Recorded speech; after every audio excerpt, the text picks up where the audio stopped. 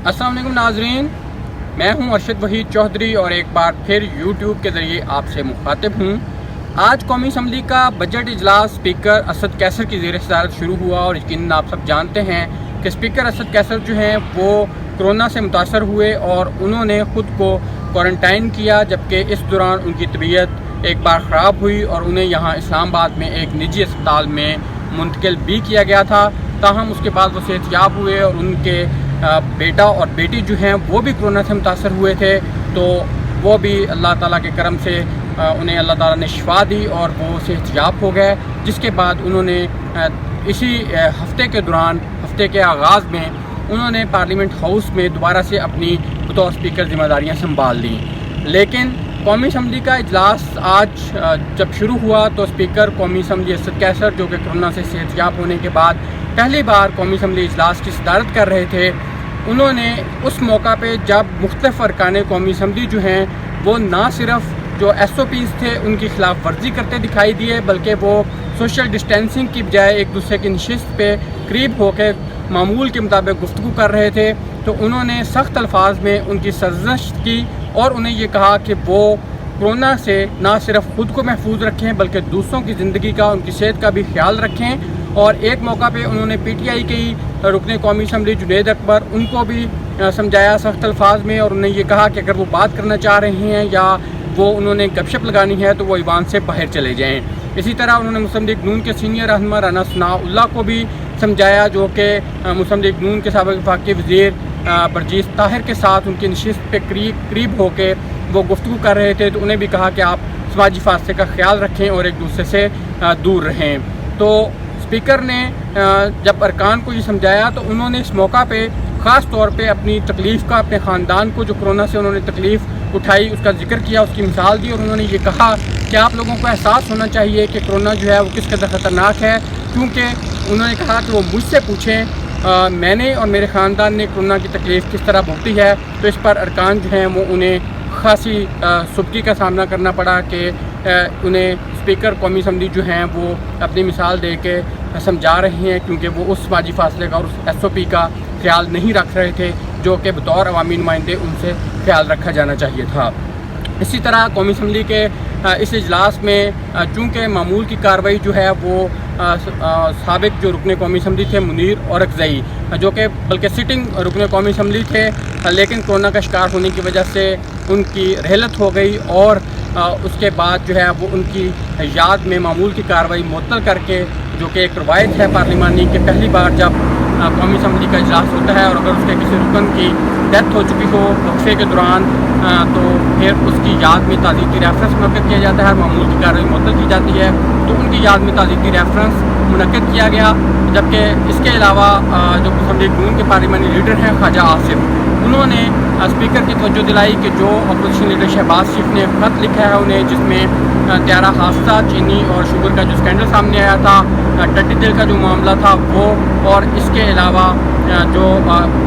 दीगर 5 इशूज़ इसमें थे, उन्होंने कहा कि इन तमाम पे कौमी असम्बली में बहस कराई जाए। तमाम स्पीकर ने कहा कि पीर को इस हवाले से अपोजिशन और हुकूमत की मुशावरत होगी और इस पर बाकायदा तौर पर बहस होगी। क्योंकि मशीर पार्लिमानी डॉक्टर बाबर रवान ने भी यकीन दहानी कराई कि उन्हें हुकूमत को कोई एतराज़ नहीं है इससे बहस कराने पर, बल्कि उन्होंने ये कहा कि शुगर और जो आटा कुरान के हवाले से रिपोर्ट थी जिस पर अपोजिशन बात करना चाहती है वो खुद हुकूमत यानी कि वज़ीर आज़म पाकिस्तान इमरान खान ने जारी की है, तो इसलिए उन्हें कोई मुज़ाहिरा नहीं है। आज पार्लियामेंट हाउस में दूसरा जो ईवान था कौमी असम्बली के साथ सेनेट का, उसका भी इजलास हुआ चेयरमैन सेनेट सादिक संजरानी की ज़ेर सदारत, और उस इजलास में इस एक हवाले से बड़ी मायूसी आप कह सकते हैं कि मायूस कुन रवैया जो है वो अरकान पार्लियामेंट का, अरकान सेनेट का देखने में आया। क्योंकि पहले दिन इजलास में जब पूरी कौम की नज़रें पार्लिमान में और पार्लिमानी नुमाइंदों पे लगी हुई हैं जो कि अवाम की नुमाइंदगी कर रहे हैं पार्लिमान में, और उनके दुख दर्द के लिए उनके साथ इजहार यकजहती उन्हें करनी थी, और कोरोना की वबा के दौरान उन्हें उनसे इजहार यकजहती की तवक्को थी, और वो ये एक्सपेक्ट कर रहे थे अवाम के उनके जो नुमाइंदे हैं, जो अरकान पार्लियामेंट हैं, वो उनकी आवाज़ उनको दरपेश जो इस वक्त मसाइल हैं कोरोना से और कोरोना से रिलेटेड जो उनका कारोबार बंद हुआ है, जो उन्हें तकलीफ़ें उठानी पड़ रही हैं, जो लोग बेरोज़गार हो रहे हैं, जो सेहत के मसाइल हैं, जो अस्पतालों पर प्रेशर है, जो بھی متعلقہ اس سے معاملات ہیں، مسائل ہیں، وہ اس حوالے سے گفتگو کریں گے اور ان کی ڈھارس بندھائیں گے اور ان کے لیے کوئی وہاں پہ حکمت عملی ایسی تیار کریں گے کہ وہاں کی مشکلات کم ہو سکیں۔ لیکن انتہائی افسوس کا مقام کہ یہ ارکان پارلیمنٹ، یہ ارکان سینٹ، انہوں نے پہلے دن اجلاس میں اپنی جو مراعات ہیں، اپنے جو ان کے معاملات ہیں، اس حوالے سے ایک تنخواہوں اور برآت کے حوالے سے سینٹ میں بل پیش کیا اور اس بل کو مشیر پارلیمانی امور ڈاکٹر بابر اعوان نے پیش کیا، جس میں یہ سفارش کی گئی ہے، اس بل کے اندر یہ تجویز دی گئی ہے کہ ارکان پارلیمنٹ جو ہیں ان کو جو قومی اسمبلی کے اور سینٹ کے اجلاس میں شرکت کے لیے جو سالانہ ایئر ٹکٹس بزنس کلاس کے دیے جاتے ہیں 25، وہ اب سفری واؤچرز میں تبدیل کر دیے جائیں اور یہ بزنس کلاس کے جو ٹکٹس ہیں ان کے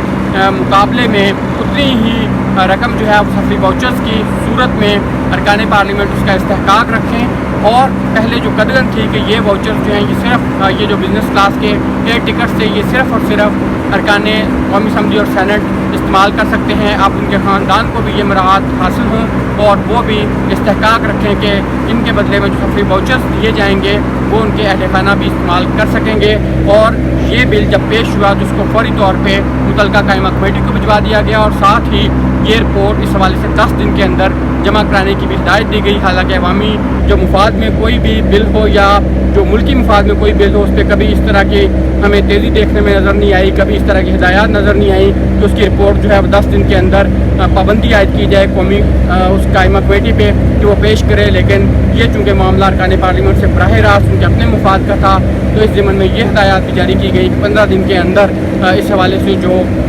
قائمہ کمیٹی کی رپورٹ ہے وہ بھی ایوان میں پیش کی جائے۔ تو اس حوالے سے آج دونوں اجلاس جو منعقد ہوئے اس میں ارکان، خاص طور پہ ارکان سینٹ جو ہیں ان کا رویہ اس نے بہت سارے سوالات کھڑے کر دیے ہیں اور یقیناً عوام کے لیے سے انتہائی مایوس کن کہا جائے گا کہ جن ارکان پارلیمنٹ کو عوام کے مسائل کا ادراک ہونا چاہیے تھا، اس کے حل کے لیے انہیں کوشش کرنی چاہیے تھی، وہ آج اپنے مسائل نپٹاتے ہوئے ایوان میں نظر آئے۔ اس سینٹ کے اجلاس میں اسٹیل مل جو ہے اس کی نجکاری کے حوالے سے اور جو حکومت کا پلان ہے اس حوالے سے دور بات کی گئی اور مسند قانون کے سینٹر مشاہد اللہ خان نے اور دیگر جو اپوزیشن کے ارکان تھے انہوں نے شدید تنقید کی جو حکومتی پالیسی ہے اس پہ، اور سینٹر مشاہد اللہ خان نے یاد دہانی کرائی کہ کس طرح عمران خان جو کہتے تھے کہ وہ اسٹیل مل کو چلا کے دکھائیں گے، اور اسد عمر جو ہیں انہوں نے یہ کہا تھا کہ وہ استعفیٰ دے دیں گے اور وہ اسٹیل مل ملازمین کے ساتھ کھڑے ہوں گے۔ تو سینٹر مشاہد اللہ نے کہا کہ آج عمران خان صاحب کہاں ہیں، وہ اپنا وعدہ پورا کر کے دکھائیں، اور اسد عمر کہاں ہیں، وہ کب استعفیٰ دیں گے، وہ اس کا انتظار کر رہے ہیں۔ تاہم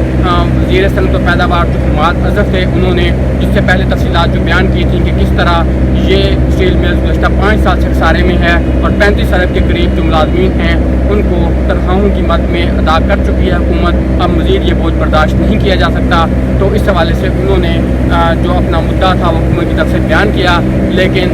اس اجلاس کے دوران جیسے میں نے کہا کہ عوام کے لیے کوئی خاطر خواہ ریلیف پہلے دن دیکھنے میں نہیں آیا، بلکہ پہلی بار یہ چیز دیکھنے میں آئی کہ پہلے ہی دن عوام کے مسائل اور ان کی مشکلات کا ادراک کرنے کی بجائے اور ان کے ازالے کے لیے کچھ کرنے کی بجائے ارکان سینٹ نے صرف اپنے مفادات کو مقدم رکھا۔ اب یہ اجلاس جو ہے پیر کو قومی اسمبلی سینٹ کے پھر دوبارہ ہوں گے تو دیکھیں گے کہ کیا عوام کی ریلیف کے لیے کوئی ارکان پارلیمنٹ کے دل میں درد ہے یا ان کی تمام سیاست صرف اور صرف ذاتی مراعات اور اپنے مفادات تک محدود رہتی ہے۔ اجازت دیجیے، اللہ حافظ۔